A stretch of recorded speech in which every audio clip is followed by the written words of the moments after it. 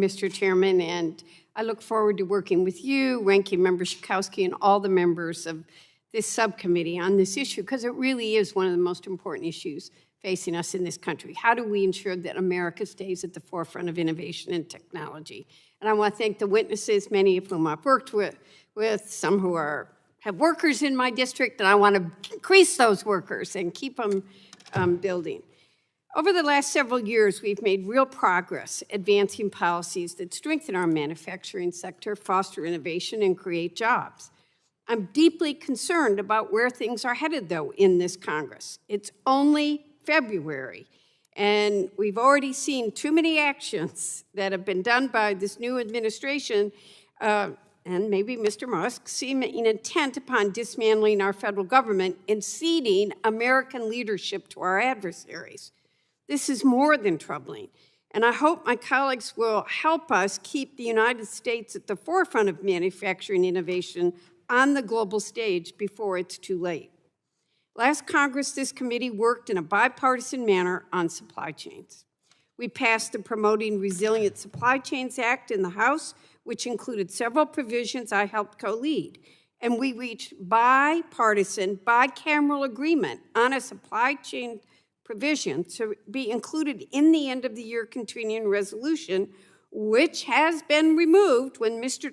Musk tweeted his opposition to that very carefully negotiated bill. Strengthening our supply chains is critical for our industrial base, for our economic security, and our national security. The federal government must have the tools to prevent vulnerabilities from escalating into full-blown crises. I'm also concerned about efforts to roll back investments from the Inflation Reduction Act, especially the 45X tax credit, which has been vital in driving domestic manufacturing and innovation, and where I come from, particularly in the auto industry.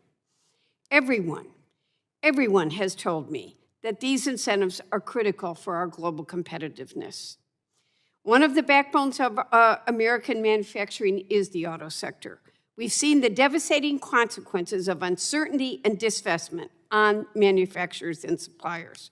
We've got to bring our supply chains home, and not just steel and aluminum and autos as we're talking about, but pharmaceuticals and many others. We should not be producing 80 to 90% of our medicines overseas. That's a national security issue. For decades, poorly negotiated trade deals, the outsourcing of jobs, have hollowed out our industrial base. And at the same time, the rise of automation has cost many workers their livelihoods. Yes, innovation is critical, and we've got to lead.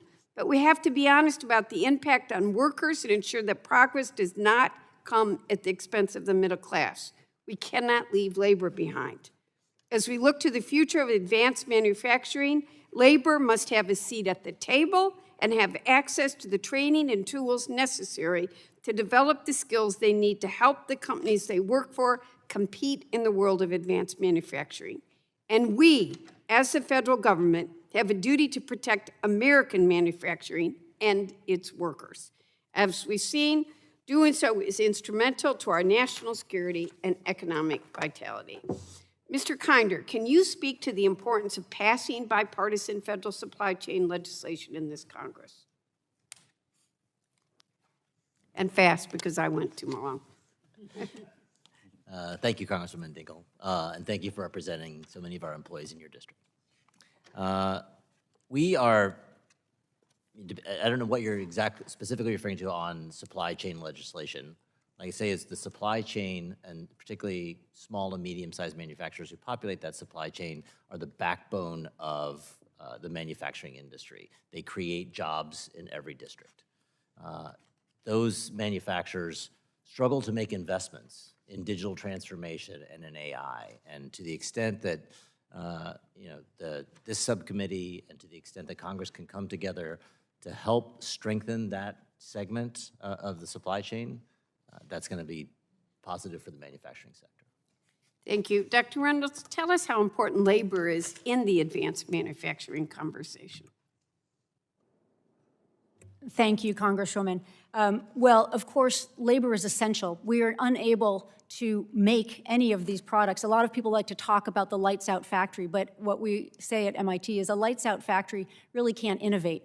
We need our workers to be able to do that. Currently, manufacturing jobs represent just under about 10% of all jobs in the economy, but they come with a very large multiplier effect, very important for the economy, and they're also tied to technologies and industries of the future, and they underpin the economic growth and prosperity for the country, whether that's in transportation, in energy, or in manufacturing. We see our industrial systems really throughout the economy relying on our workers.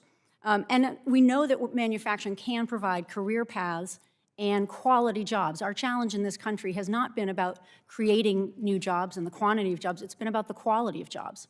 And so I think that the fact that we're thinking about and talking about how can AI augment workers and support workers is really the first step to making sure this technology helps workers through increasing productivity, which can also lead to increasing wages. As it stands right now, our small and medium-sized firms are struggling to adopt this technology, to find workers, to pay their workers, and we can find a path forward that invests both in technology and in workers for the country.